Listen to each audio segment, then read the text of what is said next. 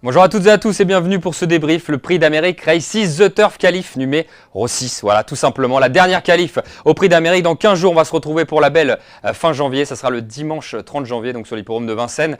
Et il y a eu 3 nouveaux tickets qualificatifs à l'Amérique qui se sont distribués aujourd'hui, avec notamment la victoire de Fado Seven, la deuxième place donc de Diable de Vauvert et Robella Matters, qui avait déjà son ticket, qui a terminé 3e. Et pour ce débrief, un nouveau client. Voilà, c'est sympa au moins d'avoir des nouvelles impressions. C'est Tony Lebelair qui est avec nous. Merci beaucoup Tony. Bonjour. De venir sur le débrief. Alors Tony, avant que l'on revoie la course, c'est un peu le cheminement que l'on fait tout le temps dans le débrief. Comment tu te sens? Voilà. Bah, serein, parce qu'on courait après ce ticket d'entrée, donc Tout simplement. forcément, là, maintenant, ça va bien.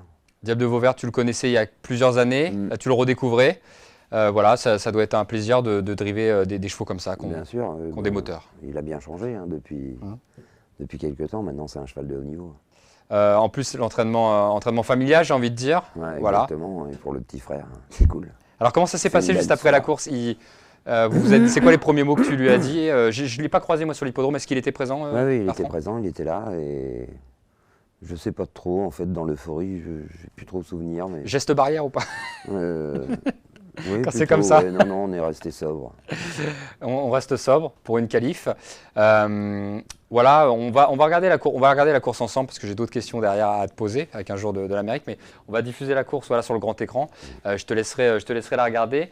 Elle part à l'instant même. Alors, dans cette épreuve, on peut voir, alors on peut parler aussi des autres, hein, donc c'est Express Jet qui a pris le meilleur des départs, avec notamment Delia Dupommereau à l'extérieur.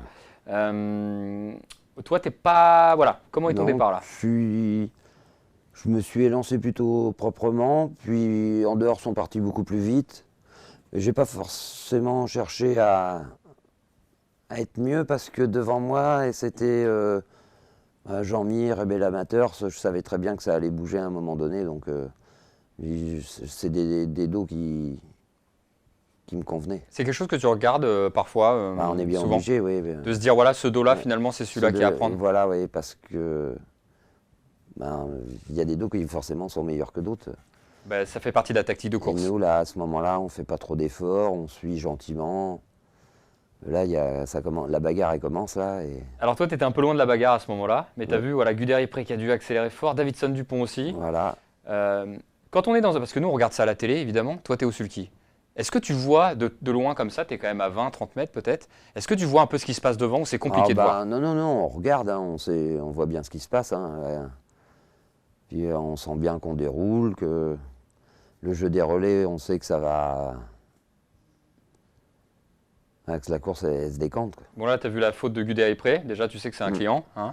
Bon, il a été remis par Franck Nivard, mais on sentait que voilà, Gu Ouais, n'était pas puis forcément... alors, du coup, il se retrouve de nouveau à 3, il est obligé de reforcer, donc forcément, tous ces efforts-là, on finit par les payer. On perd Violetto Jet, on l'a vu tout à l'heure, hein, qui va dans la piste de dégagement.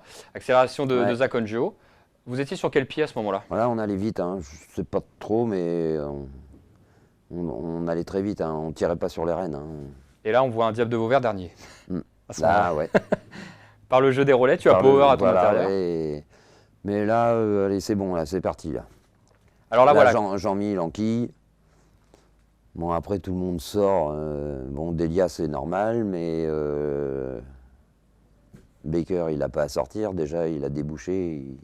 Là, il gêne un peu. On est obligé de venir en 3-4. Il n'est pas à sa place.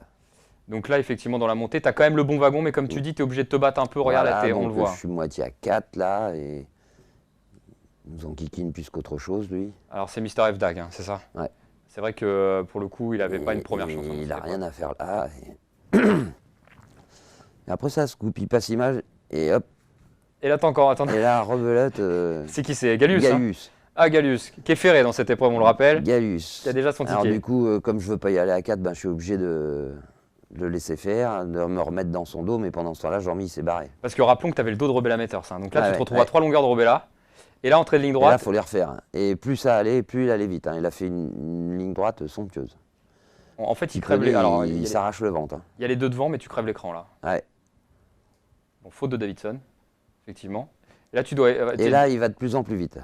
Bon, là, on sait qu'on est qualifié et que. Voilà, c'est fait. Et ça passe le poteau derrière. Donc, t'y as cru entrer de ligne droite déjà? Ah ouais, là, je sentais bien le cheval bien se mettre en avant. Et Et effectivement, la ligne droite qu'il a fait, on s'y attendait. J'avais rien fait vraiment de la route. On sait que c'est quand même un très bon finisseur. Il l'a déjà montré maintes et maintes fois.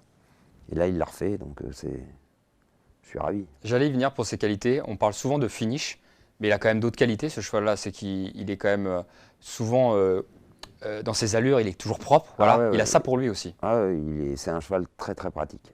C'est un pur trotteur. Comment on peut driver dans un prix d'Amérique avec un cheval comme Diable de Vauvert?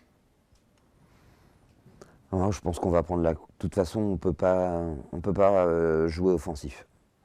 Ça, on le sait. Sinon, on a perdu d'avance. Il va falloir qu'on joue les opportunistes avec un cheval comme ça. Après, c'est facile de le faire parce qu'il est super maniable. Il suit tous les trains. C'est un cheval adorable et ensuite, il est doué. Et maintenant, à ce niveau-là, il ne peut pas faire le fort. Quand on est dans un peloton de prix d'Amérique ou dans des grosses épreuves de manière générale, l'attention est différente, Tony? Non, c'est une course standard. Ça change rien? Non, ça change rien. Toi qui as 30 ans d'expérience. On y pense au moment pendant les canters parce que ce sont de grandes épreuves. Mais une fois qu'on a volté, ça reste une course. Voilà, après, tu te remets voilà, les œillères. C'est une course. Diable de Vauvert dans 15 jours, voilà. Bon, là, c'est tout chaud, hein, forcément. Je te demande ça juste après la course. Est-ce que tu as une place sur laquelle tu signerais avant le coup? Est-ce que déjà, bon, la base, c'est de respecter son cheval. C'est toujours la même chose, qu'ils prennent pas d'heure. Mais... Pour le moment, on envisage... Enfin, moi, j'imagine rien. Pour ma part, je suis ravi de participer au Prix d'Am. Tout le monde le serait, d'ailleurs. Hein. C'est quand même un objectif. Mais on ne fait pas de plan. On va prendre la course comme elle vient, de toute façon. Et ce sera le mieux qu'on ait à faire pour le moment.